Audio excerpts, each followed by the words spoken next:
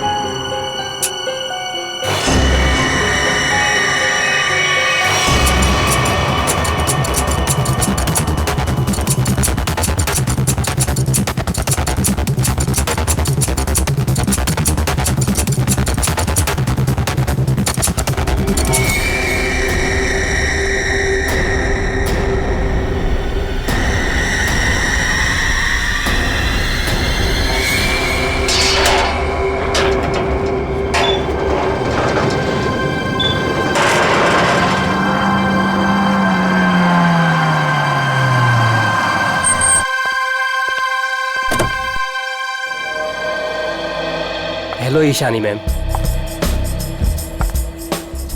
Makeup room ready है मेरा। हाँ मैम, जैसा आपको चाहिए बिल्कुल वैसा ही है, और आपका फेवरेट रूम फ्रेशनर भी है। और एक काम करो, डायरेक्टर को जाके बोल दो कि 2 से 3 घंटे तो लगते ही हैं, राइट? और मेरे मूड के ऊपर है कि मैं खुद ही रेडी होके सेट पे आ जाऊंगी। ठीक है? ठीक है मैम। चलो।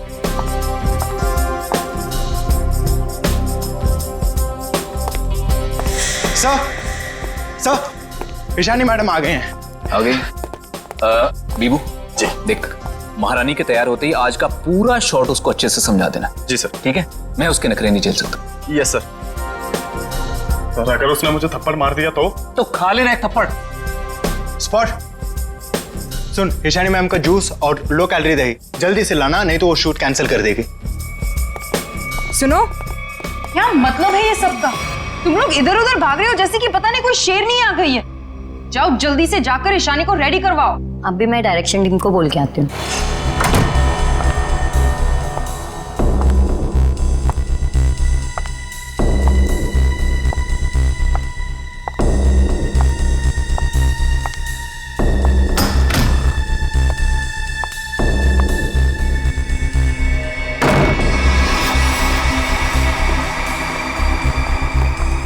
सर, माना कि ईशानी बहुत बड़ी स्टार है, लेकिन हम भी उसके नौकर नहीं है।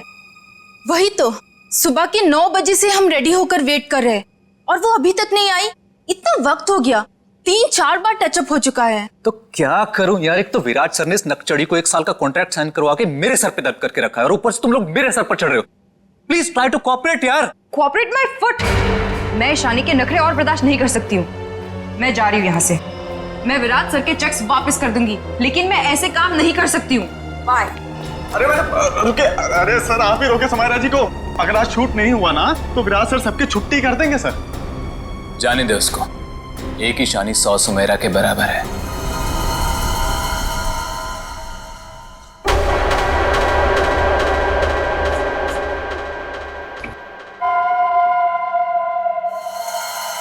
बीबू बहुत देर होगी, देखना कहां पर है, बुला उसको। सर वो सैंडल उतार के मारेगी मेरे मुंह पे। लिख के ले लो, वो वापस नहीं आने वाली है। ईशानी के नखरे ही एक दिन उसे ले डूबेंगे। अरे तू जा उसको बुला के ले, जा जा। अरे जाना।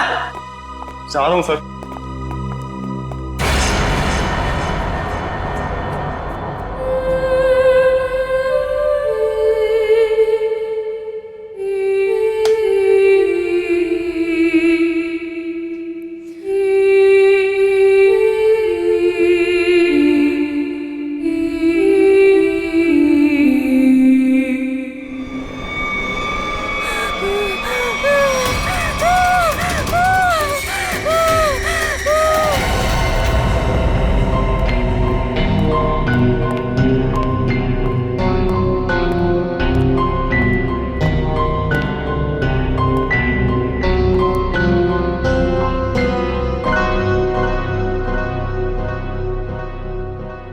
मैम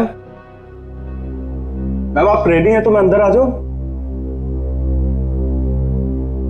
मैडम भाग जा यहाँ से, वरना तेरा पैर तोड़ दूंगी।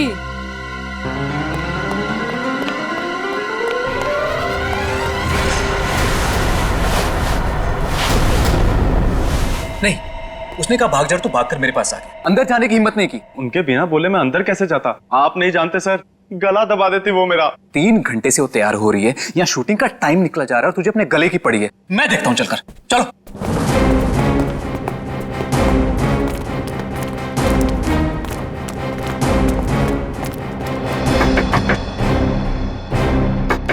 ईशानी। सर प्लीज, मैम गुस्से में लगती है, शूट छोड़कर चली जाएंगी। मैं तुम्हें कह रहा हूं चुप रहो। ईशानी दरवाजा खोलिए, अब ये सब नहीं चलेगा, प्लीज दरवाजा खोलिए।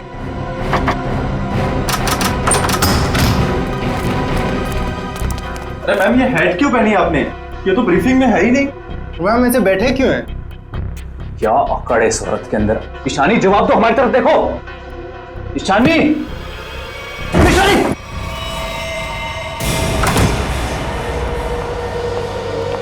कभी काम नहीं करूंगी मैं उस नकचढ़ ईशानी के साथ। मैं भी किसी से कम नहीं हूं। अरे इतना टेंशन क्यों ले रही हो तुम देखना, मैं तुम्हें इससे बड़ा काम दिलाऊंगा। मैं अभी मम्मी को फोन करके बता देती हूँ कि आज मैं लेट आऊंगी। ठीक है, तुम मम्मी को फोन कर लो, हम तुम्हारा अंदर इंतजार करते हैं। ठीक है, मैं अभी आती हूँ। ठीक है।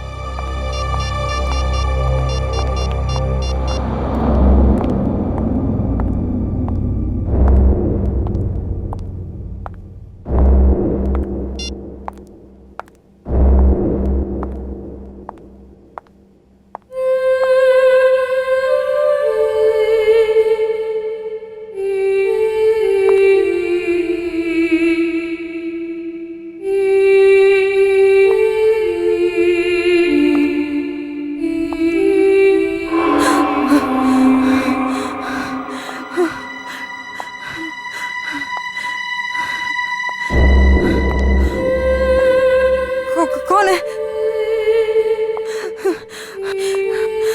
सामने आओ। ये है? ये यहाँ कैसे?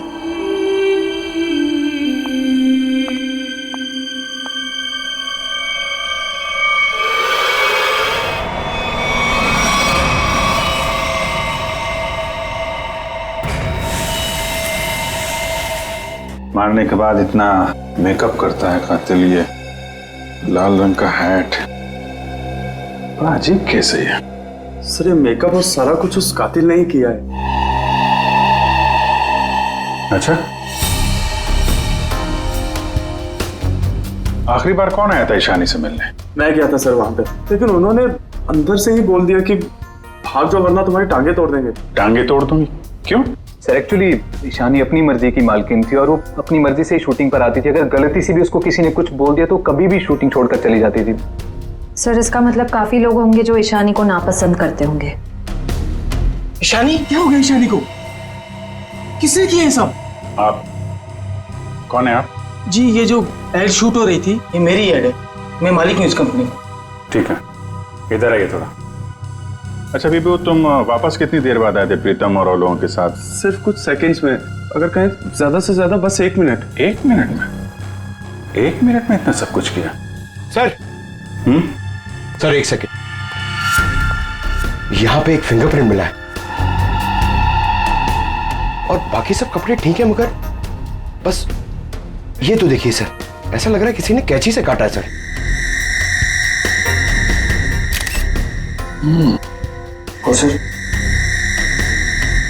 और सर यहाँ पे खून मिला है सर। कातिल पहले से ही कमरे में मौजूद था। सर हो सकता है बिहू ने जो आवाज सुनी वो ईशानी की हो ही ना। हो सकता है। क्या ईशानी से मिलने कोई आया था क्या? नहीं सर, और किसी को आते जाते नहीं देखा। सर कहीं ऐसा तो नहीं कि खूनी ईशानी के कमरे में पहले से ही छुपा हुआ था?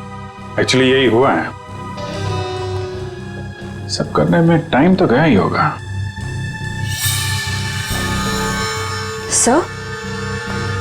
सर ये देखिए, ईशानी का टॉप भी कटा हुआ है। इसे भी काटा गया है? उधर भी कपड़े कटे हैं, इसका टॉप कटा है। लगता है ये जानबूझ के किया गया है।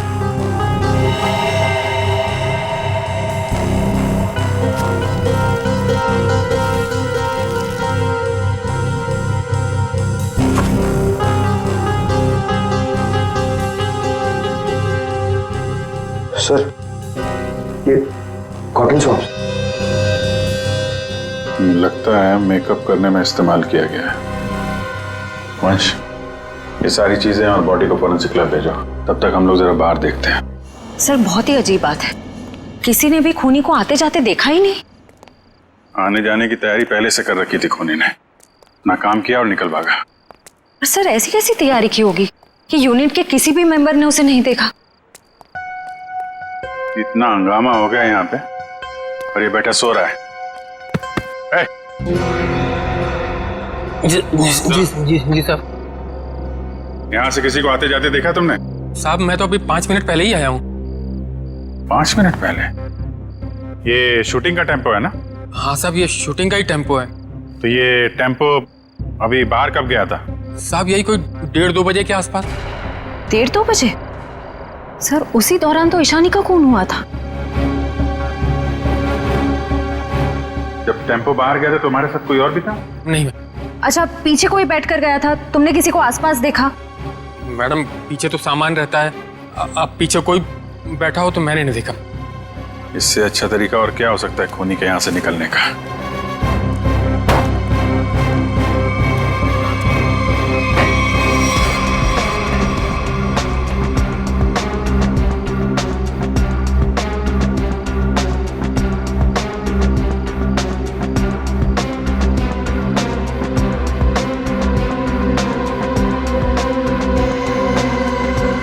पीओपी का टुकड़ा?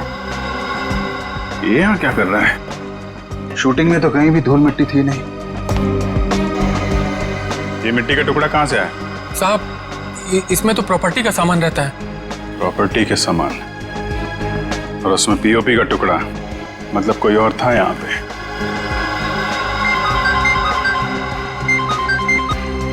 हेलो, क्या? कहाँ पे?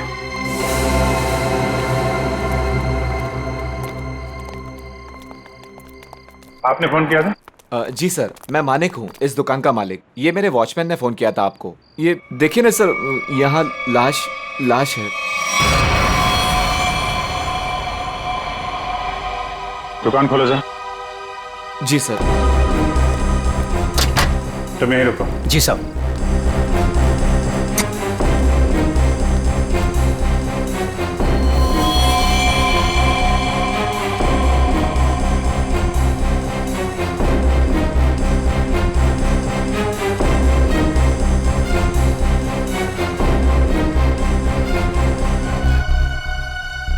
सर ये देखिए, इसका टॉप भी वैसे ही काटा गया है।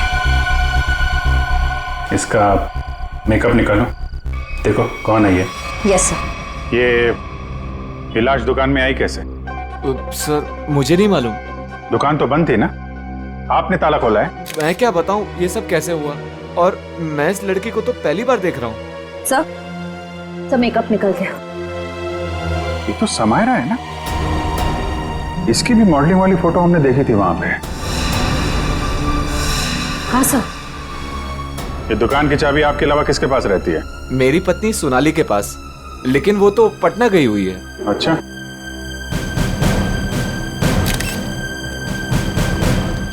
तुम्हारी ड्यूटी में एक आदमी यहाँ पे खून करता है, उसकी लाश को यहाँ दुकान में रख दिया। क्या कर रहे थे तुम? कुछ देखा नहीं तुमने? देखा ना साहब, पर वो खूनी है ये कैसे पता चलता? हा? कैसा था वो? था नहीं साहब, थी। वो एक औरत थी, उसे मैंने जाते हुए पीछे से देखा था। उसने लाल रंग का कोट पहन रखा था, उसके बाल लंबे थे और उसने सर पे एक लाल टोपी पहन रखी थी। और हाँ साहब, उसने डस्टबिन में कुछ डाला था। मतलब सर, खूनी एक औरत है? कहाँ है वो डस्टबिन जिसमें उसने कुछ डाला था? वो वहाँ।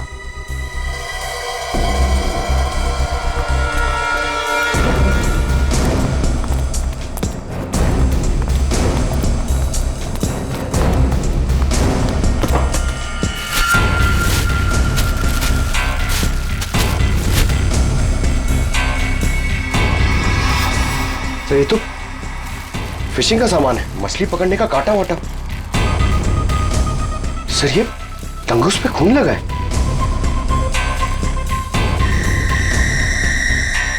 ओह, लगता है इसी का इस्तेमाल किया गया है खून करने में। भरे दिन के उजाले में शूटिंग पर कोई मेकअप रूम में घुसता है और ईशानी को मार डालता है, और तुम में से किसी ने कुछ भी नहीं देखा और ना कुछ सुना है? ये कैसे हो सकता है? सर एक्चुअली ईशानी की परमिशन के बिना उसके कमरे में कोई नहीं जाता था। इनफैक्ट उसने बीबू को भी दरवाजे के बाहर से ही भगा दिया, और उसके बाद जैसे ही हम लोग गए तो देखा वो मरी हुई थी। चलो सर ये कास्टिंग डायरेक्टर है कीकू। लेकिन सर मुझे यहाँ क्यों लाया गया है? मैंने समायरा और ईशानी का गला थोड़ी काटा है। ए, चुप! तुम ही वो कास्टिंग डायरेक्टर हो ना, जो ईशानी और समायरा को जानते हो उनके मॉडलिंग की शुरुआत के दिनों से? जी सर। और विराज की शूटिंग पर तुमने ही भेजा था ना उन दोनों? हाँ सर। मतलब तुम अच्छी तरह से जानते थे कि वो कब और कहां मिलेंगे? देखिए सर, गलती हो गई, अब मैं किसी को कहीं नहीं भेजूंगा। दरअसल 5 साल पहले ही मैंने वो काम छोड़ दिया था। 5 साल पहले काम छोड़ चुके थे? कुछ लड़कियों ने मेरे खिलाफ केस कर दिया था, उस वजह से मेरा ऑफिस भी बंद हो गया। तो फिर कल तुमने ईशानी और समायरा को विराज के शूट पे कैसे भेजा? दरअसल दोस्ती दोस्ती में विराज के शूट पर उनको भेज दिया था सर, लेकिन इन सब से मेरा कोई लेना देना नहीं है सर। फिलहाल तो हम मान लेते कि तुम्हें कुछ नहीं मालूम, तुमने कुछ नहीं किया। लेकिन एक बात याद रखो, अगर जरूरत पड़ी तो तुम लोगों को हम फिर से बुला लेंगे। जा सकते हो तुम।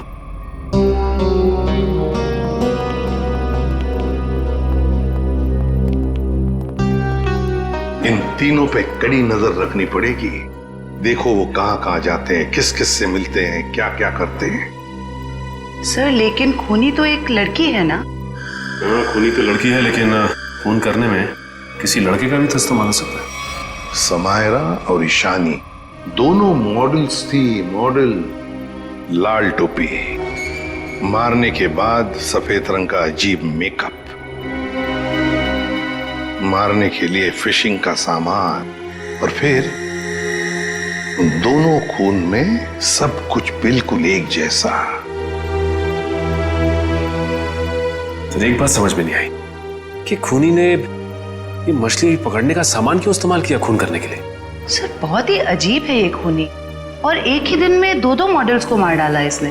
पता लगाना पड़ेगा कि समायरा और ईशानी दोनों मॉडलिंग के अलावा और कुछ करते थे या मॉडलिंग करने से पहले क्या करती थी। कहीं दोनों के बीच में कोई संबंध तो नहीं था, पता लगाना पड़ेगा।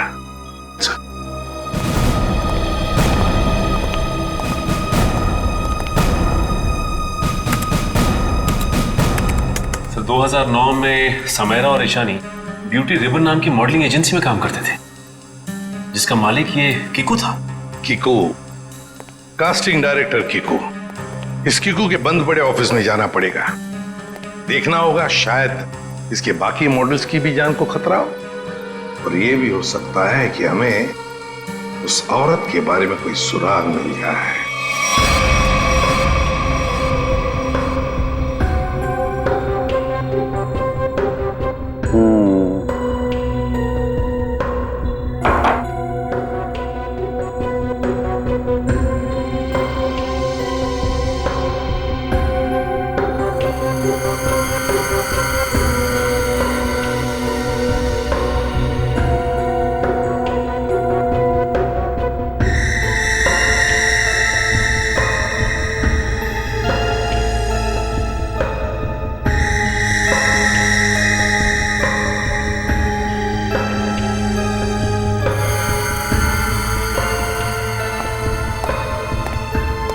सर हमारा शक बिल्कुल सही निकला। खून करने के लिए इस्तेमाल किया गया ये हथियार एक खास तरह का फिशिंग किट ही है। सर आप सुन रहे हैं मैं क्या कह रही हूँ? हाँ सुना तारिका, लेकिन मैं फिलहाल किसी और काम में हूँ। क्या? खूनी का कद नापने में। अरे वाह सालुंखे, खूनी के कद का पता लगा लिया तूने? हाँ बस 1 मिनट जरा, ये दोनों के गर्दन का ये घाव देखो बस। ये घाव का निशान ऊपर की तरफ बना हुआ है, ना तो सीधा है ना नीचे की तरफ। मतलब खूनी ने तार से इन्हें ऊपर की तरफ खींचा। इसका मतलब साफ है, खूनी की ऊंचाई इन दोनों से ज्यादा थी। मतलब सर वो खूनी औरत इन दोनों से लंबी है? बिल्कुल पंकज, और लगभग 5 फीट 7 इंच थी। ये मेरी ट्रिग्नोमेट्रिक कैलकुलेशन मुझे बताती है, इंक्लूडिंग वो जो सैंडल उसने पहने हुए थे उनके। एक बार हाथ में आ जाए ना तो ऊंचाई भी नाप लेंगे। 5 फुट 7 इंच की लड़की जिसके लंबे और सीधे बाल हैं। और सर या तो उसे फिशिंग करने का, मछली पकड़ने का शौक था, या तो फिर किसी खास मकसद से उसने ये सामान, ये फिशिंग किट का इस्तेमाल किया होगा। सांख्य, लगता है इस मछली पकड़ने के तंगूर से, इस तार से इन दोनों के गले को काटा है। बिल्कुल बॉस। डॉक्टर साहब, जो प्लास्टर ऑफ पेरिस जैसी मिट्टी मिली थी हमें, उससे कुछ पता चला क्या? हाँ पता चला सचिन। बॉस, वो सामान मूर्ति बनाने के काम में आता है। मूर्ति बनाने का? बॉस, टेस्ट चल रहे हैं, बाकी का भी पता चल जाएगा। तो कब बताएगा सांख्य? बताऊंगा थोड़ी देर में, लेकिन एक खास बात और बताना चाहता हूँ। वो क्या है? बॉस ये देखो, ये है वो तार जिससे खूनी ने इनका गला काटा।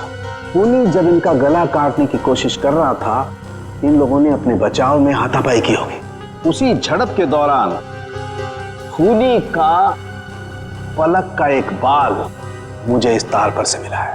तो मतलब तू अब इस बाल का डीएनए टेस्ट करेगा, है ना? करना ही पड़ेगा। एक खूनी लड़की जिसका कद 5 फुट 7 इंच है, जिसके सीधे और लंबे बाल है, जिसे मछली पकड़ने का शौक है और शायद मूर्तियां बनाने का भी। बस इतना भी काफी है हमारे लिए, इस लड़की को ढूंढने के लिए। मछली पकड़ने का खास सामान लेके चलती है तो समंदर के किसी किनारे में कुछ तो पता चलेगा ही उसके बारे में। पर सर, हमें सिर्फ उसकी ऊंचाई, उसके काले सीधे बाल और उस टोपी के बारे में पता है। सिर्फ इतनी इन्फॉर्मेशन के बलबूते पर उस तक पहुंचना थोड़ा मुश्किल लगता है सर। कोशिश तो करनी पड़ेगी श्रेया, अपने आप तो चल के आएगी नहीं हमारे पास, है? हाँ वंश, इन्हें बता दिया ना हमें किस लड़की की तलाश है? जी सर। हाँ, तो क्या जानते हैं उस लड़की के बारे में आप? साहब, आप लोग ऐसी औरत के बारे में जानना चाहते हैं ना, जो मछली पकड़ने के लिए बोट का इस्तेमाल करती है? बिल्कुल। ऐसी तो बहुत औरतें आती है हमारे यहाँ पर। देखिए, जिस लड़की की हमें तलाश है वो लंबी लड़की है, 5 फुट 7 इंच की होगी, लंबे बाल हैं, सीधे बाल हैं, और उसकी उम्र तकरीबन 25 से 30 साल के बीच में। लंबे बाल, 25 से 30 साल की उम्र, ऐसी 2-3 लड़की आती है हमारे यहाँ पर। हमें उनके नाम और पते चाहिए। आप जब वोट देते हैं तो नाम पते तो लिखते होंगे ना? जी साहब।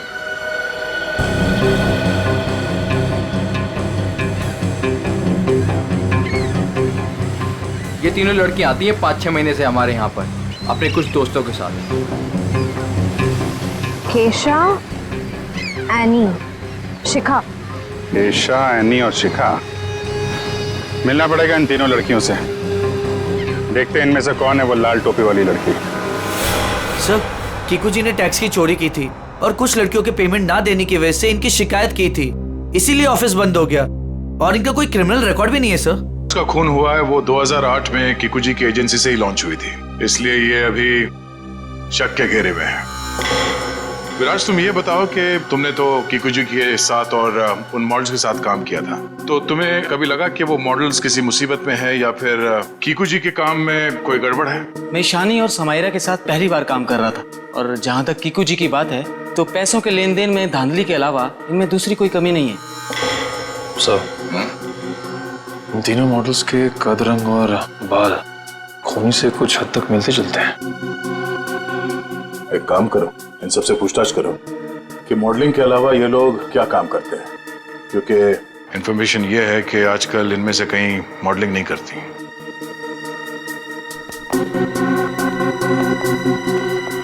एनी, 2012 में आप मॉडलिंग छूट चुकी थी, हाँ। अब आप क्या करती हैं? अभी मैं एक फिशरी स्टोर चलाती हूँ। शिखा, राइट? जी। आप एक प्रिंट मॉडल है, ये तो हम जानते हैं, उसके अलावा क्या करती हैं? मैं कुछ भी नहीं करती। और आप क्या करती हैं केशा जी? मैं मूर्तियाँ बनाती हूँ। मूर्तिकार। ठीक है, thank you.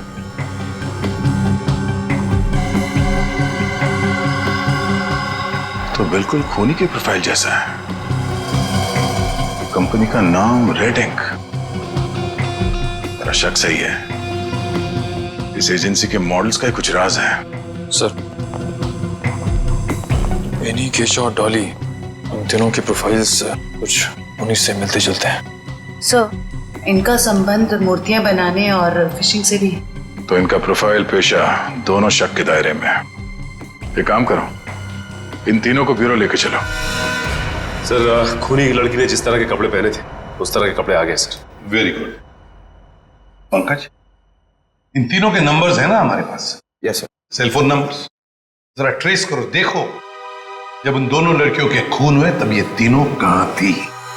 Yes sir. Jayanti, sir. ले जाओ। जी, आप तीनों मेरे साथ आइए। कहाँ? अभी बताती हूँ, आओ।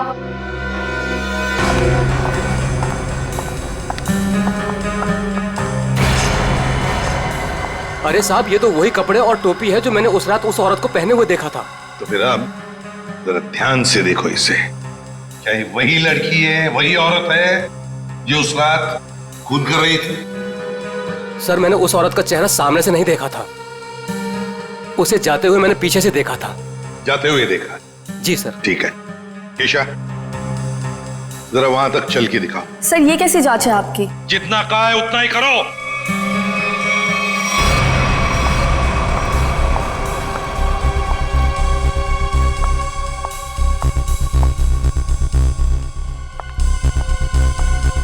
नहीं साहब। नहीं? नहीं। ठीक है, आप आइए मेरे साथ।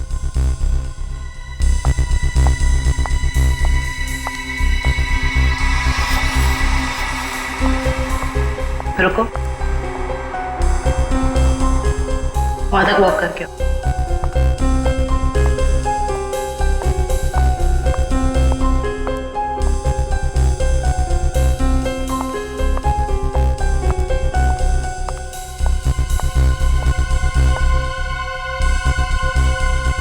ये भी नहीं है सर।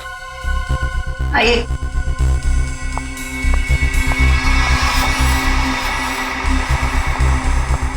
सर, इन्हें तो कपड़े काफी अच्छी तरह से फिट हो रहे हैं। हाँ, दिख रहा है।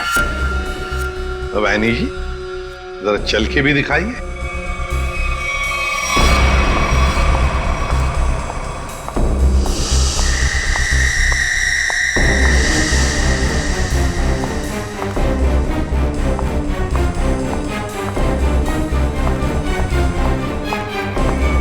यही है सर, बिल्कुल यही है सर। क्या बक रहे हो?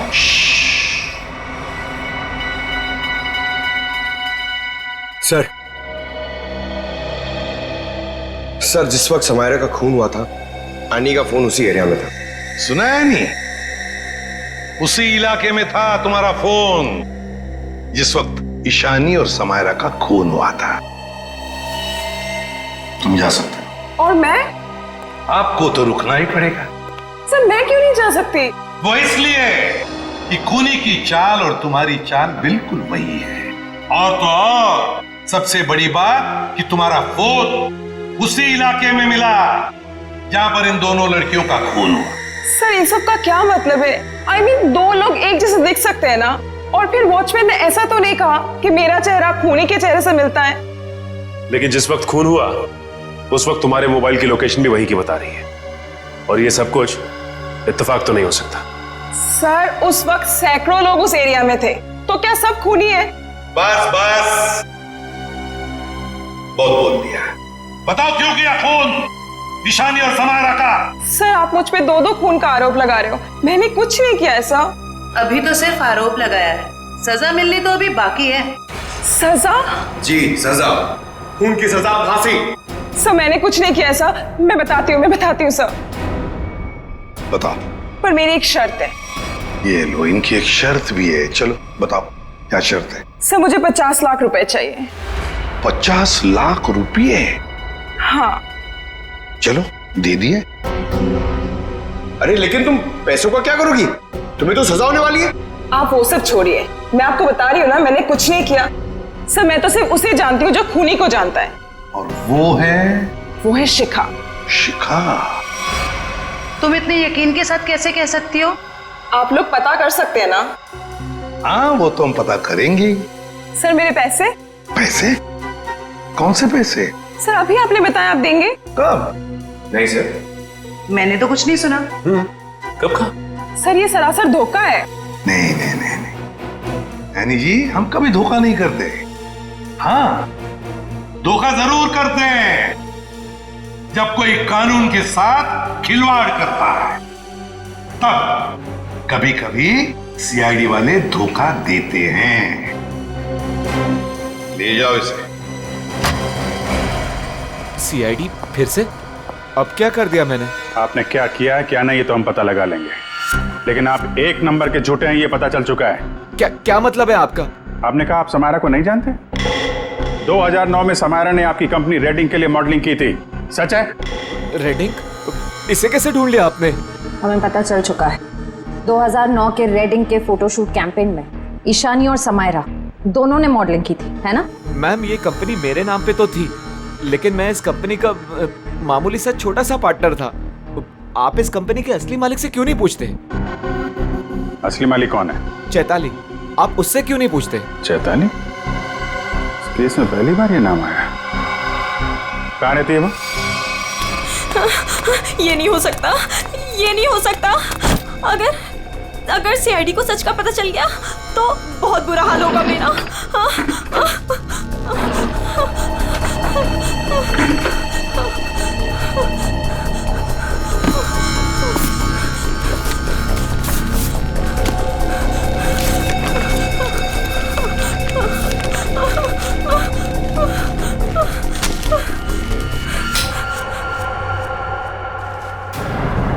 कौन है? ये लाइट क्यों बंद कर दी? ये लाइट्स किसने ऑफ की?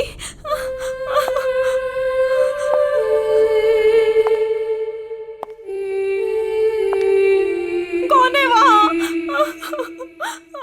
कौन है वहां?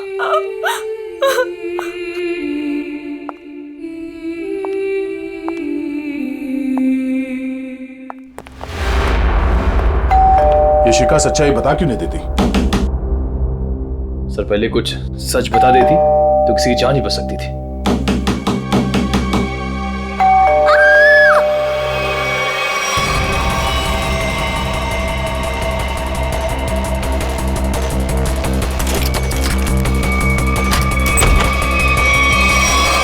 शिका, शिखा, शिका,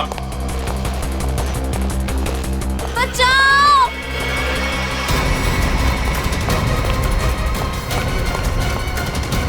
भाग गई। कोई बात नहीं, बच के जाएगी कहाँ? सर को जलाने की कोशिश भी की गई है। Oh no. शिखा,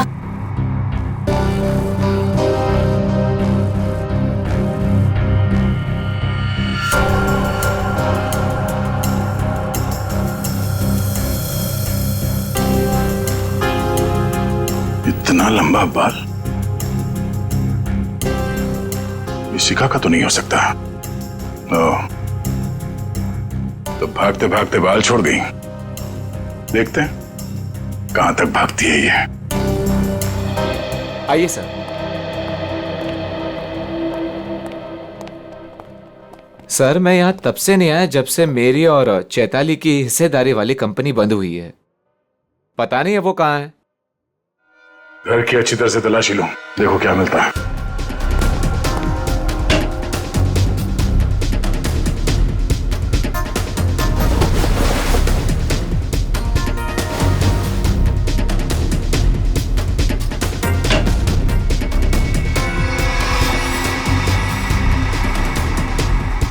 सर, आ जाओ दी। सर ये देखिए।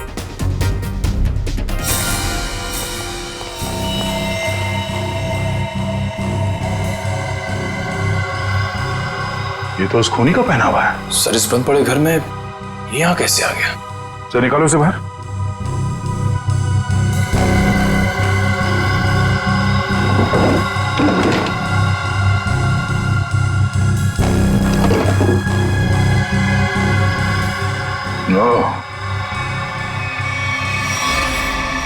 ये चक्कर है। सारंगे, शिखा के घर की खिड़की से हमें एक बाल मिला, जरा मैच करके देख पलक के बाल से। ये रहा वो बाल सर, उस खूनी लड़की का बाल। बॉस, ये बाल हमारे किसी काम का नहीं है, बेकार सबूत है। क्या मतलब? मतलब ये बॉस के खूनी के पलक का डीएनए रिपोर्ट आ चुका है। तो खूनी कोई लड़की नहीं है, खूनी एक आदमी है। एक आदमी है जिसकी उम्र 40 से 45 साल। ये टोपी, लंबे बाल, सैंडल, ये सब धोखा है। तो मतलब खूनी कोई लड़की नहीं, बल्कि लड़की की भेष में आदमी है। ऐसा क्यों किया उसने? लड़की के भेष में क्यों? खून करने के और भी आसान तरीके थे उसके पास। लगता है ये खूनी कोई सरफिरा है। खूनी कोई सरफिरा नहीं, शैतान दिमाग का आदमी है ये, शैतान दिमाग का। सोच समझ के सब कुछ कर रहा है ये। एक काम करते हैं, जितने भी लोगों पर शक है ना, सबको यहां बुला लो, सबका डीएनए टेस्ट करते हैं। आप बताते क्यों नहीं कि हम सब लोगों को यहाँ पर क्यों लेकर आए हैं? ऐसी जगह लाए कि हमारा कोई टेस्ट होने वाला है। और आप लोगों को हम सब पे शक है कि हमने खून किया है। लगता है हम सब बिना जुर्म के सजा भुगतने वाले हैं। बस बहुत हो गया। खूनी को ढूंढने का हमारे पास यही एक रास्ता है। और वैसे खूनी का बहुत ही खास सुराग मिला है हमें। डॉक्टर साहब बिल्कुल ठीक है। दरअसल क्या है, खूनी चाहे कितना भी होशियार हो, कितना भी चालबाज हो, कोई ना कोई क्लू हम लोगों के लिए छोड़ जाता है। और इस बार भी खूनी एक क्लू छोड़ गया है, और वो क्लू है पलक का एक बाल। देखिए, मैं ऑडिशंस लेता हूँ, लड़कियां सजती हैं, संवरती हैं, अपनी पलकों को भी सजाती हैं, तो इन सब से हमारा क्या लेना देना? तुम्हें बड़ा यकीन है कि खूनी एक लड़की ही है? सबको मालूम है कि लंबे बालों वाली लड़की सबको मारती फिर रही है। और आप? लेकिन हमें जांच तो पूरी करनी पड़ेगी ना। सर हमें करना क्या पड़ेगा सर? ज्यादा कुछ नहीं, आप में से हर किसी को अपने पलक का एक बाल देना होगा, और जिसका डीएनए हम उस खूनी के डीएनए से मैच करके देखेंगे। और वैसे भी जब आप लोगों ने कुछ किया ही नहीं है तो डरने की तो कोई बात ही नहीं है। जयवंती, देखिए, आ जाओ। चलो जाओ।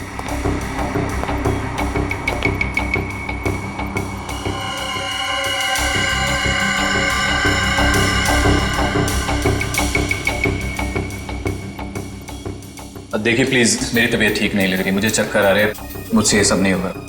अच्छा, तुम्हारी तबीयत भी अभी खराब होनी थी? सर आप इस जांच को बाद में भी कर सकते हैं। चलो प्रीतम, मैं तुम्हें हॉस्पिटल ले चलता हूँ, चलो। और चैताली किसी हॉस्पिटल में है क्या? निकल।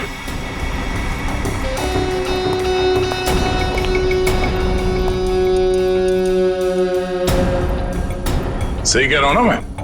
मिस्टर विराज या फिर चैताली का पति कहना बेहतर होगा।